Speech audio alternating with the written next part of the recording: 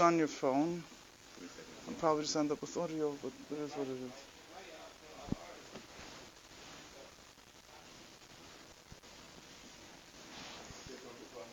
Okay, started.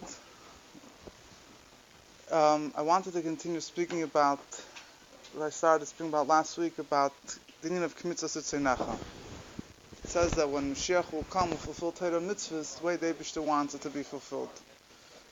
So Chassidus explains that in order to elevate the physicality of the world, to elevate the gashmis of the world, so Bismanas, in the time of Golus, we don't have the ability to elevate the physicality itself.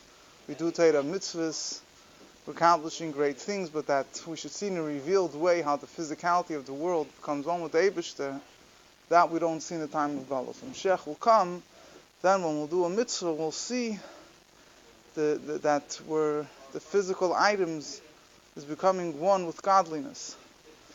And discuss, I brought the Maimon of the Rebbe Rashab that will fulfill the mitzvahs from the essence of our neshama.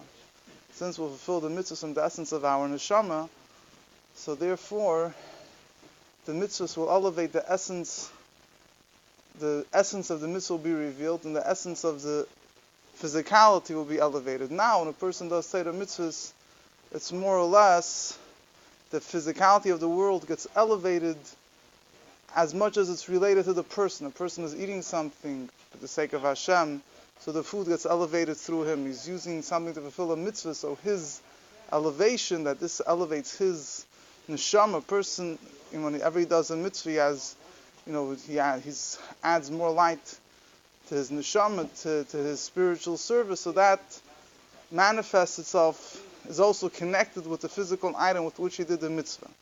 But since we're not fulfilling Torah mitzvahs in the most ultimate way, we're fulfilling Torah mitzvahs from our ultimate connection with the Eibishter, so therefore the Torah mitzvahs our effect on the world is limited. When Moshiach will come, we'll be doing Torah mitzvahs. It's coming from the full force of our neshama. That is connected with the essence of the Eibishter. So it will consequently elevate the essence of the physical item. To me, it sounds a little bit like I mentioned last week, similar to what Alter Rebbe writes in Tanya about a tzaddik gomer. That when a person serves, that in other words, his goal is not for himself, that he should get connected with the Eibishter. When a person does, Siddur says that when most people serve the Eibishter, their goal is that they want godliness to shine upon their soul. So that is their whole objective in Torah mitzvahs. The ultimate level of Torah mitzvahs is that a Yid, he's not concerned about himself at all. He's just doing what the Eibishter wants. When the person serves the Eibishter in such a way,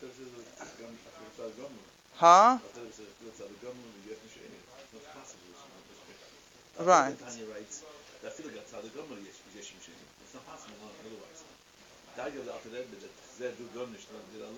Yeah, but he says that a tzaddik gomer is a yesh mishaoya, but his mevukash, his goal is not himself. Yeah, but you can't turn away from the yesh mishaoya. That's another point. But his goal, his mevukash, what does he want in his avodah?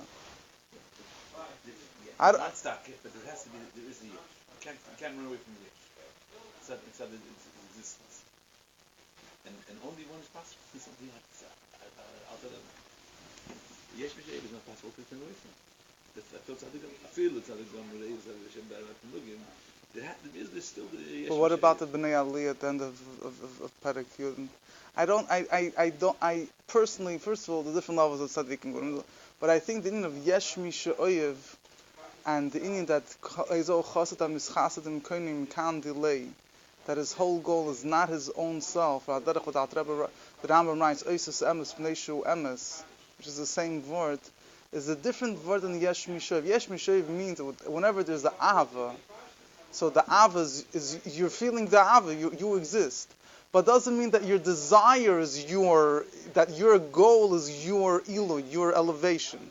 To have a tzaddik gomer, he feels himself in the ahava, but what is his goal? His goal is himself, or his goal is that the Eibishter's ratzon should be fulfilled. It's not dafka exactly. I really don't think that they're one and the same thing. I really think they're two separate nekudas. He's still a Metzias, but it's not in his avoid, in his Ava V'yira, he's still a Metzias. What's his Mevukish? Is this Mavukish himself? I don't know but it's a separate discussion. A separate discussion. But at any rate, so the Rebbe speaks that the tshuva of Tzadi Gomer, the Sichas of Aseres Yemei Tshuva, that he cries that he's a mitzis. Tzadi Gomer, it's much. I think it is much more. But it's totally irrelevant to today's shir. So at any rate, so when a person's focus is he's serving the Eibishter as whatever benefits him, so then the elevation of the world also, again, this is just my understanding of the elevation of the world, also ends up being as it reflects back to him. In other words, as much as his elevation takes place. It's not that the world itself, as it exists within its own, in its own place, in its own identity, gets elevated. And the person is serving the Eibishter with the essence of his neshama. So what gets revealed here is the will of the Eibishter, that this world should become a dwelling place for him. It's not that he's doing it, that he is serving the Eibishter for his own spiritual elevation. So then this affects the actual world in of itself, that it should become elevated, because here it's the essence of the mitzvahs is revealed. It's the essence of the Eibishter's will to bring godliness down here. That's the whole goal, and that affects this world. But fine. What we discussed last week, the idea of it by karbonos, by sacrifices, particularly for a person to elevate an animal, he himself can't be an animal, or a more educated animal. So only when Moshiach will come, there'll be an Adam, the man will be complete. And the Rebbe speaks that all parts of creation, karbonos, when you brought a sacrifice, you had an animal. You also brought flour, you brought oil, you brought wine, you brought salt, the salt is a daimon, it comes from the water, or it's the ground, which is an animate. Then there's the flour and the oil, and the wine is from tzemech, vegetation, the animals, it's the animal life, and then the person was involved in the karbonos. So Moshiach will come, all four parts of creation will be on its ultimate level. The Rebbe says in the Rambam says that Moshiach will make the world perfect. Yisakina, he'll fix up the world, will perfect the world to serve the Eibishter. It says, Yisakin kol ha'olam, sound like the whole world. The Rebbe says the whole world is doimim tzemei chaim medaber. At all parts of creation. So therefore, the fulfilling of the mitzvahs will be in its most complete way. There's a few more points I wanted to add, some food for thought as well, and also particularly what it's relevant in our avoida, bisman hazah. What does if you're saying that Moshiach will come and fulfill Torah mitzvahs in the ultimate way possible, so what does it mean to us? How does that affect our doing Torah mitzvahs right now? There's another point which complements what we discussed last week, which is there's a Sifri. Sifri is all compilation of Tanoim on the Torah, and in the second parasha of Krishma that we say every day, it speaks there about Golos. It says, if you don't keep Torah mitzvahs, the Eibishter will chase you out of Eretz Yisrael. V'adatan mehedam yalod etzateva. Then it says, "V'samtem mitzvah alavavcha al nafshchem, u'kshatam meisem mesedechem." You should put on tefillin, you should mezuzos, learning Torah. So the Sifri says that the context of the parsha speaks about the fulfillment of the mitzvahs after the Yidden are put into Galus. After the Yidden go into Galus. It doesn't say do Torah mitzvahs, and then it speaks about it. If you will do Torah mitzvahs, it will be good. If you won't do Torah mitzvahs, it won't be good. After it speaks about going into Galus, then it mentions you should, So the Sifri says, he brings a pasuk, that the Torah is a pasuk in Tanakh.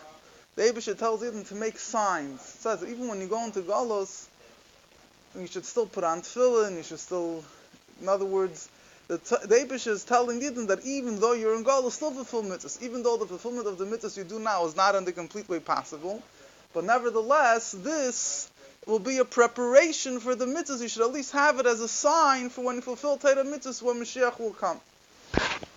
Now, the simple meaning of the Sifri means that in the time of Galus, Torah mitzvahs can't be done in the best way possible. Now, certain mitzvahs that are tluyos, but it's mitzvahs that depend on Eretz Yisrael. B'chlal, the Yidden couldn't fulfill when they were out of Eretz Yisrael. Today, a lot of Yidden live in Eretz Yisrael, but you're talking about in the time of Galus, most Yidden, when Nebuchadnezzar exiled Yidden, no one, even the animals ran away from Eretz Yisrael. No one left. So you couldn't fulfill those mitzvahs. But even today, when Yidden do live in Eretz Yisrael, the level of fulfillment is totally not the same way, the way it was in the time of the Beis Hamikdash. First of all, most of the chiyuvim, besides Yovel but most of the obligations that apply to the produce of the land of Israel, Truma and Meiser and all that, according to many authorities, are only obligated min ha-Torah, biblically only when most of the Yidden live in Eretz Yisrael. And every Yid has to know where his tribe lives and so on and so forth. But now the obligation is only with the Rabban Rabbinic, and it has many nafkaminas, many things. But even the mitzvahs, the freeze, tefillin and learning Torah and putting mezuzahs are things that don't depend are not connected with the produce of Eretz Yisrael. Nevertheless, the Sifri says that there's a certain lack of fulfilling those mitzvahs even in the time of Golus. Furthermore, the way Chassidus understands, the way the Rebbe and Chassidus understand the Sifri is that it's not just saying that the mitzvahs that we do in the time of Golus are considered siyunim, just like signs, training, so to say, for the mitzvahs they'll do in the time of the base of when Moshiach will come, but that even the mitzvahs that we did during the first and second Beis Hamikdash are like tziyunim, they're like signs, they're a siman, they're not the real thing the way it will be with them when Moshiach will come. Why is that? So the Rebbe says that you want to know why that's pshat in the Sifri, or what's the reason? Why? So that the Rebbe says in the Sikha, this is one of the things in Nigla, where you see that without Chassidus you can't understand why. Because Al-Pi Nigla, we can't understand how is it possible to say that the mitzvah they didn't fulfill in the first Beis Hamikdash is only a tziyun, is only a sign for the mitzvah to fulfill when Mashiach will come. So what Chassidus explains, it gives a very, you have to be careful repeating this, or some people get the wrong ideas. But Chassidus gives an explanation. It says, the Rebbe brings this down, that it gives a mashal of somebody that's training for war, or a giver, a strong man that's training for war. So he's aiming, he's shooting, he's going through whatever rigorous training that the elite units go through. But he's not accomplishing anything. He's not conquering any territory. He's not taking out any enemies. He's training. And he's doing all the motions, but he's not accomplishing anything.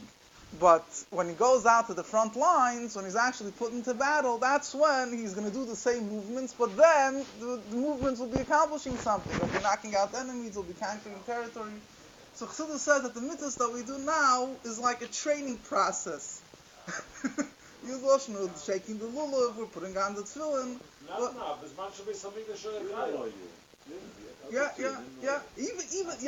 Even the middle of the mantra is understood. Yeah. The Sifri is mashma more than someone mitzvahs man hagolos, but nevertheless the Chassidus, the Chassidus uses it even for the mitzvahs that are in time of Beis Hamikdash. So the Seminole said that uses the Lashon. It's like something we're training, we're not accomplishing at anything. So you have over there, it's a Maimer in Bishalach in the Eira Torah. So you have there's a whole parenthesis that Omar HaMatik. I don't know, the Matik is the one that copied over the Maimer. He says, how could you say such a thing? That the mitzvahs that we do now, you have to give a service to someone. He's going to say, I don't have to do Torah mitzvahs now. Wait until Moshiach comes. He says, how could you say such a thing? It's full of Kabbalah and Chassidus. So when you do a mitzvah, when you're putting on tefillin, you're drawing down this level, and you're shaking lulav, you're drawing down that level. So he explains, the point that he's making is that it's all done b'pnimius. It's all done spiritually. To see it in physically, you should see it when you're putting on the tefillin, you're shaking the lulav, you're accomplishing anything. You don't see now until Moshiach comes. So obviously you can't say the mitzvahs is just like a training. Whatever we're doing now is just for training. So a guy could say if it's training, I'll take a day off, So obviously you're accomplishing great things, but furthermore, but in order to bring it down, the chitzonis, you see it in an external revealed way, that only will happen when Mashiach will come. And in that regard, so even the first Beis Hamikdash, you did Torah mitzvahs. You had the time the Shleimus was the greatest time for the Jewish people, physically, spiritually, but that the physicality of the world itself, you saw how it became one with Eibusher, didn't happen yet. That's as far as that goes. Now, the truth is that the Torah mitzvahs that we do now, there's the flip side of the coin, which you have to keep in mind, which is, it's true that we're saying that the real accomplishment of Torah mitzvahs, what it's supposed to do, will only happen when Mashiach will come. At the same time, when a guy goes to war, if he doesn't train beforehand, he's not going to be able to do anything later. You understand? It's more than training. The training is a muscle. It's a muscle. You're doing your the Chavod is giving a thing. Until the Chavod didn't give one mile Chavod. The mitzvah is going to have to be thing, and that depends on the thing. That's the point. But not the Pshat Chazashon that the mitzvah is. I'm quoting the Lashon of the Tzemach Tzedek. I understand. I'm just saying. In other words, when the world was created, and the Saba comes Baruch Hu Yisle Dira B'Tachtenu, Mish Beis Mikdash Rish, Mish Beis Mashiach's side. Sicher. Das ist der Tachlis Habriya. Tachlis Shleimus of Mitzvos Matzah Shel Chach Nivra Gesündig, nicht gesündig, mit Kampf der Leib. Nun, ja, geht nicht gesündig. Of course, even if there's no Churban Beis Hamikdash, it's still not complete until Mashiach comes. Absolutely, 100%. So now, there's a few nukudas, and I want to speak about this. There's a few nukudas of Chassidus. Let me finish this off because the whole conversation will be discussing things that I'm going to want to say. So let's just Razman Katzer and Malachim. So the point is that the mitzvahs that we do now, in order that when Mashiach will come, our mitzvahs should be done, mitzvahs ritzeinacha. So it depends on the mitzvahs that we do now. Now, just a few things in Pshat. The Rebbe says how it affects us now. First of all, we have to try to do Torah mitzvahs now as best as possible. Even though the Rebbe said it's not shayach that Torah mitzvah should be done like the way the Eibusha wants when Mashiach comes. But the Rebbe says everything is, from the other hand, we always have to keep in mind that everything depends on that position that you are in right now. Last second you're in Galos, so your fulfillment of the Torah mitzvahs in the best way possible, mitzvahs and Sinecha leads up. That was the preparation for when Mashiach will come. Another point is, a deeper point. The Rebbe says when the Yid thinks about the way of fulfilling Torah mitzvahs when Mashiach comes, mitzvahs and Sinecha, it brings him where a person's mind, that's where he is. If he's thinking about it and living it, he'll start living now he'll start living now with the idea of serving the Eibusher in the best way possible. The Rebbe says even a very interesting point that the third Beis Hamikdash is eternal. The Rebbe says the fact that it's eternal is not only for the future, but it's also retroactive for the past, which means that it's going to bring in nitzchi, the eternity, to everything we did in the time of Galus. So therefore, even now, in the time of Galus, a person could serve the Eibush in a way of Knesset Ritzeinacha by thinking about the Avodah will be when Mashiach will come. There's another point over here.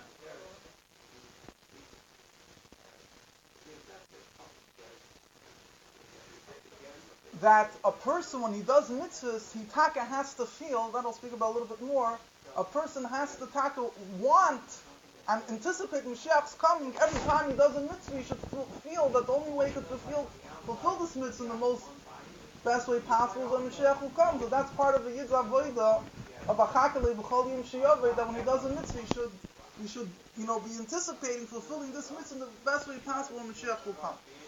Now, one more thing about Knesset Sinach, but then I want to get back to this whole heated debate over here. It's a very important thing. The Rebbe says Knesset Sinach. The Rebbe says like this. Besides what I spoke about last week, it's the same idea, but just in other words. The Rebbe says when you do a mitzvah, there's the bleak rule of Torah mitzvahs. Everything in Torah mitzvahs is limited. It's still not have an exact size. It's too big, too small. One letter missing, one letter extra. A kodesh shel yud. It's no good. On one hand, mitzvahs are very limited. The other hand, mitzvahs are bleak rule. The energy that's in mitzvahs is unlimited. It's the whole chayus of all the worlds is completely nullified to one mitzvah. So the Rebbe says, mitzvahs ritzeinacha means when Mashiach will come, the unlimitedness of mitzvahs will be revealed. Today, when you do a mitzvah, you can you're fulfilling your commandment, putting on your tefillin, you say Shema, whatever it is, invite your fun. When Mashiach will come, the bleak rule of Torah mitzvahs, the unlimitedness of Torah mitzvahs will be revealed. Now here, there's one mimer of the Rebbe Marash, actually there's a tzarechim, but he brings there's in Geras HaKodesh of the Alter Rebbe says, he brings a pasuk, when a person does mitzvahs, he draws down from the Ma'oid Ha'elyon, from the supernal Ma'oid, unlimitedness of the Eibishter. And the Alter Rebbe writes, at Tchias HaMesim, when the Guf will stand up with a pure body after Tchias HaMesim, then we'll be able to experience the true unlimitedness of godliness that's in Torah mitzvahs. Rebbe Marash is a little bit of a question, because this we're talking about after Tchias HaMesim. Usually you say that Knesset say Nachas bring Mesim Mashiach, but he does connect the two, and just bring out regarding this point of experiencing the unlimitedness of Torah Mitzvahs, the energy, the unlimited godliness that's invested in Torah Mitzvahs. That's the idea of one of the ideas of Knesset Sinach. Now a Yid now we're limited, but a Yid could still try to fulfill mitzvahs even now in the time of the last second of Golus, to fulfill mitzvahs with the unlimited passion, unlimited ability as much as we could. That we still could do to a certain degree. So even in our avodah now, we could experience a little bit. We should try to live with this bleak vul, this unlimitedness of Torah mitzvahs. The Rebbe spoke about learning Torah. There's a Maimer God that put in the Kemaim, Tavshin Yud Aleph, about learning Torah, l'maylam nida v'agvala, learning Torah without any limits, even more than the limits that are according to Shulchan Aruch. But anyway, so getting back to this mitzvah stuff, it's another very fundamental point, and it's very important to emphasize this. I mentioned it last week, and this also is very important to keep in mind. Chassidus explains, in a certain sense, and the other flip side of the whole discussion is that the Torah mitzvahs that we do now is more important than Torah mitzvahs we'll do when Moshiach will come. And just that the Rebbe Marash proves it, so to say, in a very scientific way. He says that whatever causes one thing must be stronger than the effect. He brings the thing about how when ice gets frozen, so that according to scientists, the temperature that needs to be outside to freeze ice is much greater than the actual temperature the ice itself is, or something like that. So he brings out a point that the cause of something is always stronger than the effect. So the Torah mitzvahs that we have now brings about the unlimitedness of Torah mitzvahs and all the great things that when Mashiach will come.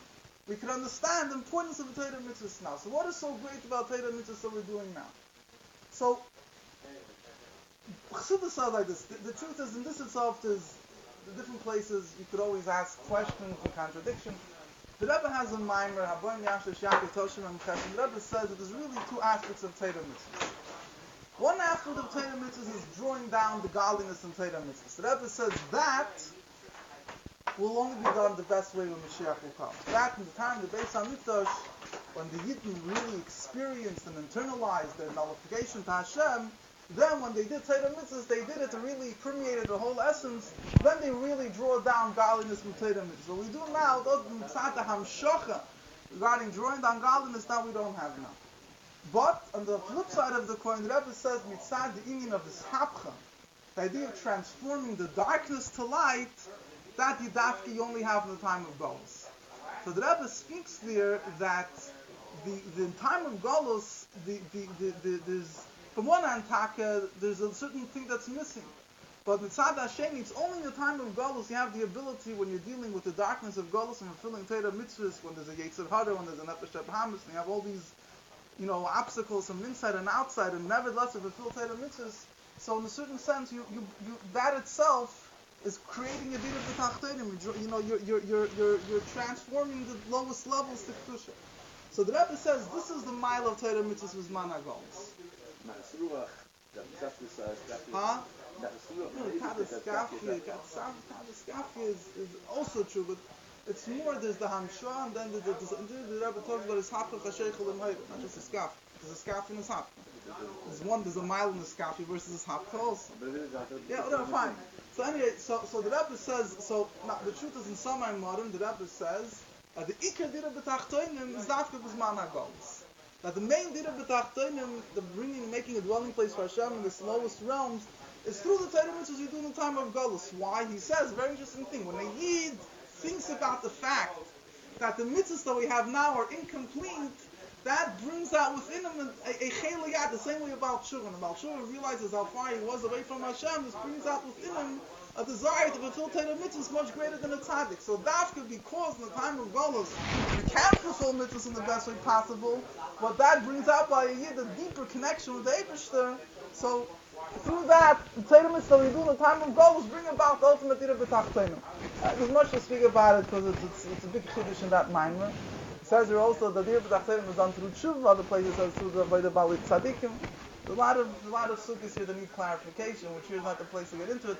But in that Maimer he says that it's when a Yid, the fact that we're missing the Torah mitzvahs is one thing is that you should try to do as much as you could.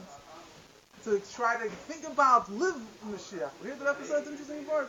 When you feel the pain that you're missing it brings down within you a deeper connection, a deeper aspect of fulfilling Torah mitzvahs that will be when Mashiach will come. I just want to finish off one word. I said it last. I also finished off last week in my mind, whatever. That should today also to make it also with Parshas Shavua, Kisisa, regarding serving the Eibusher K'mitzvahs at Sinach. The Rebbe says we have in this week that Moshe Rabbeinu was shown a coin of fire. The Eibusher told Moshe that he should give a half a shekel. He showed him a coin of fire. The Rebbe says fire. It has no mitzias. Fire is always going higher and higher. So the Rebbe says that a Yid's avoida K'mitzvahs at Sinach is that a Yid serves the Eibusher. He says a very powerful thing. He says when a Yid does Torah mitzvahs, even with Kabbalah soil. But he's doing it, why? Because he wants to have Kabbalah soil. As a Yid, he knows it's the right thing for him to break himself and do what the Eibusher wants. He still feels himself. The ultimate avodah is he's doing it just because the Eibusher wants you. It's completely not about you, not even about the fact that you're fulfilling what the Eibusher wants. And the Rebbe says this is the idea of a coin of fire. Coin of fire means fire is always going out of itself. It's whatever level you're going to put it. The idea of fire is that it's going up and up. Is that he's losing himself completely. The avoid of Knesset Tzemach, the Rebbe Knesset Ram voices it's not that you're doing it because as a Jew this is what you want. You want to nullify it. You want to do the Eibusher wants. You're Kabbalah Solik. No, that's like Knesset Tzemach. Mitzvah Tzemach, the ultimate Lamayla Medida Vagbola, going out of all limitations, is the same way by the Eibusher. When the Eibusher does a mitzvah, it's pure godliness. Al Derech Zed, you're doing 10 mitzvahs, it's totally not about you. That's how you really go out of all limitations when you do a mitzvah. That's what I was saying. Yeah, that's what I was saying about the Yesh Mishoyim. The Rebbe doesn't sing about Yesh Mishoyim. Here the Rebbe is singing about even Kabbalah soil. L'chayra, it's not Yesh Mishoyim. Kabbalah soil means I'm breaking myself. But even I'm breaking myself, I'm doing a mitzvah. But there's me. I'm doing the mitzvah. A person should feel it's just a mitzvah, not me. Like I mentioned last week, the Rebbe says, you don't even feel yourself. He brings there, the Medrash said that the sheep will run to the Mizbeach to be shechted when Moshiach will come. They don't feel themselves at all. Like Eish, not that in Kanye, right? But even Eish. The Tivei, it runs to be different from it goes bottom and suit. The dirt in Eish, I don't want to get into that. Very interesting word today. In a way that he was sinful and he's helping others, he doesn't feel himself. That's something to be over himself. Fine. And that's what I wanted. The Rebbe said, I think I found the Sikha. The Rebbe said, when Moshiach will come, we're going to yearn for the days of God. So the Rebbe said, Moshiach will come, we'll do K'mitzvahs Tzemach, we'll do it in the greatest way. The Rebbe said, but nevertheless, drawing down the V'atzim, drawing down the Eibusher himself, is dafka now when you have to overcome the darkness. The effect of the mitzvah, all the sounds and all the great, what the mitzvah does will be when Mashiach will come. The Eibusher himself is drawing down. That's what the Rebbe says. That banking. How could you bank not to go straight? The Rebbe says because nafkana you have asked. Fine, let Mashiach come.